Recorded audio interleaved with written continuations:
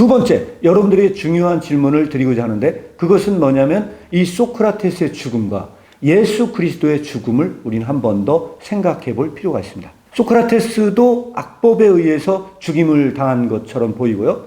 예수 그리스도의 죽음도 결론적으로 이야기하자면 합법적인 죽음이었습니다.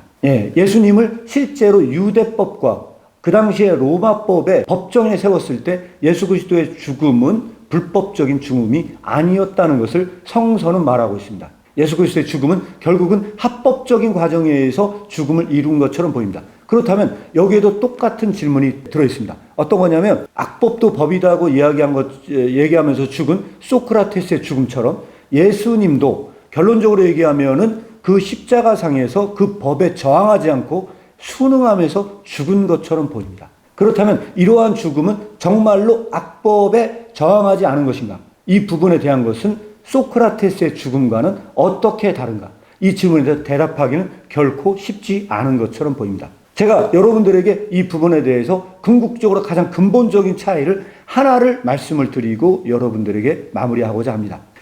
제가 지금 말씀드린 이러한 논증 과정을 더 구체화시켜서 책에서 서술하고 있는 키르케고르의 작품이 하나 있다면 바로 그것이 두 개의 윤리 종교적 소론입니다.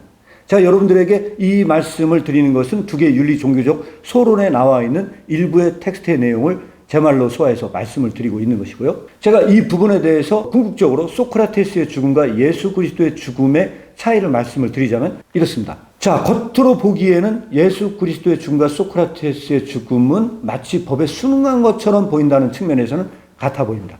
하지만 근본적으로 다르다는 것은 이것입니다. 키르케고르는 결국은 뭐냐면 아이러니 개념에서 말하고 있는 소크라테스의 죽음은 결국은 아이러니한 죽음으로서 제가 이 책에서 나와 있는 각주상을 읽어봤습니다. 이 파이돈의 맨 마지막에 나와 읽었던 구절이거든요. 여기서 나와 있는 아스클레오피우스가 누구인가라고 하는 부분에 대해서 아마 여러분들은 대부분 모르실 겁니다. 그래서 61번 이 책에 나와 있는 아스클레오피우스라고 하는 인물은요. 그리스 신화에 나오는 의술의 신이래요. 그 의술의 신인데 이 의술의 신이 무엇을 했는가? 소크라테스에게 결국은 독약을 가져다 준 사람이다. 이 독약을 가져다 줘서 이 소크라테스가 죽었는데 이때 소크라테스의 말 속에는 자신이 아스클레오피우스에게 준 독약 덕분에 불사의 존재가 되었다. 그래서 영원히 축복된 삶을 살게 된 것에 대해서 감사한다는 뜻이 담겨 있는 것이다. 이렇게 이 책에서는요, 이 각주에서 다루고 있습니다. 이것은 무엇을 의미하는 것일까요? 소크라테스는 비굴한 죽음을 맞이하지 않았다.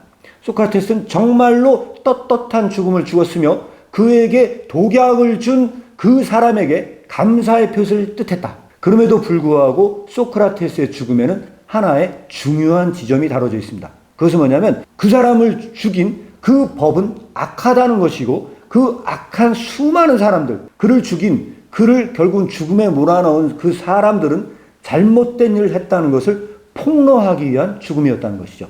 따라서 소크라테스의 그 죽음 속에서는 여전히 그 타자, 그 사람을 죽인 사람들에 대한 그 악과 그 잘못된 죄를 폭로하기 위한 죽음이었던 반면 키르케고르의 두 개의 윤리 종교적 소론에서 예수 그리스도의 죽음에 대해서 다루고자 하는 지점은 어떤 지점이 있냐면요. 예수님은 실제적으로 그러한 죽음을 통해서 그 법이 잘못됐다고 하는 것, 세상의 법은 진정한 정의를 실현할 수 없다는 것을 드러낸 것은 일맥상통한 측면이 있다고 볼 수 있습니다. 왜냐하면 성서는 예수 그리스도가 정말로 이 세상에 내려온 정의라고 이야기하고 있는 것입니다. 그래서 로마서 3장에 보면 뭐라고 나와 있냐면 예수 그리스도는 이 율법 밖에 한 정의가 나타났다고 이야기합니다. 이 세상에 있는 법에서 내리지 못한 법에 존재하지 않는 하나의 의가 이 세상에 나타났다고 이야기를 합니다.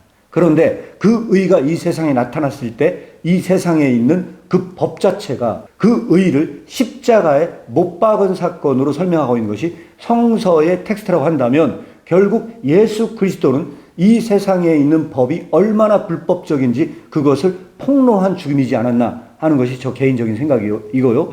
그럼에도 불구하고 소크라테스의 죽음과 다른 지점은 명확합니다. 예수 그리스도는 그들에게 뭐를 선포했느냐? 용서를 선포했다는 측면에서는 근본적으로 그 개념을 달리하고 있습니다.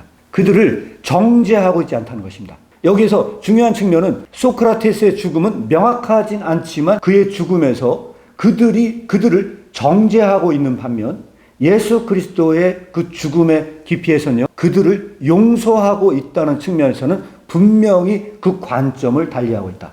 그래서 여러분들에게 말씀을 드린다고 한다면 오늘 마지막으로 여러분들에게 추천하고 싶은 책이 바로 이 아무것도 줄 수 없는 긍휼입니다. 이 아무것도 줄 수 없는 이 긍휼은 예수 그리스도의 마음으로서 예수 그리스도의 긍휼한 마음은 궁극적으로 그를 해하고 있는 그 원수를 향해 긍휼한 마음을 품을 때만 우리는 그들에게 용서를 선포할 수 있습니다. 바로 이것이 예수 그리스도의 죽음의 의미이자 소크라테스의 죽음과 분명히 다르기 때문에 여러분들에게 예수 그리스도의 죽음을 통해서 마지막으로 소개하고 싶은 것은 그 심장, 스플랑크나, 헬라어로 스플랑크나는 심장 창자란 뜻입니다. 바로 이것이 사도 바울이 얘기했던 내가 예수 그리스도의 심장을 가졌다. 이 예수 그리스도의 심장을 가진 자만 그들의 원수를 향해 베풀 수 있는 마음이 있습니다.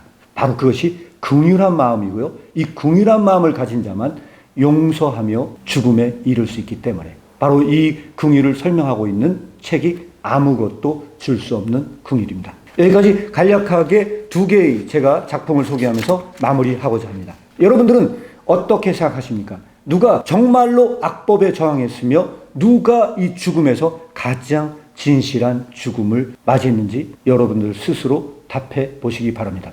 여기까지 방송을 시청해 주신 모든 분들께 진심으로 감사드립니다.